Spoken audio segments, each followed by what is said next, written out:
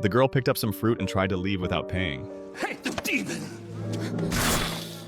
That single act triggered her instinct. Only then did the people around her realize she was a vampire. They immediately tried to arrest her. In this era where humans and vampires coexist, vampires are not treated well. They live in hiding and hardly dare to appear in the human world. Alyssa ran all the way, desperate to escape. She finally climbed back home through a window. Only then did she realize how serious the situation was. She apologized to her father, but by then, a large crowd had already gathered outside. They wore red masks. They belonged to an organization called Van Helsing. Their sole mission was to hunt vampires. There was no choice but to flee. John rushed to a coffin. No matter how hard he knocked, there was no response inside. He was forced to open it. Inside lay Alyssa's grandmother. She was an elderly vampire elder. Before John could explain, she smelled silver and garlic outside the window. To vampires, those things are deadly. At that moment, only escape could save them. By then, Van Helsing had reached the building. For thousands of years, they had hunted the vampire grandmother. They had finally found her hiding place in the town. Now, because of Alyssa's moment of recklessness, the family was exposed.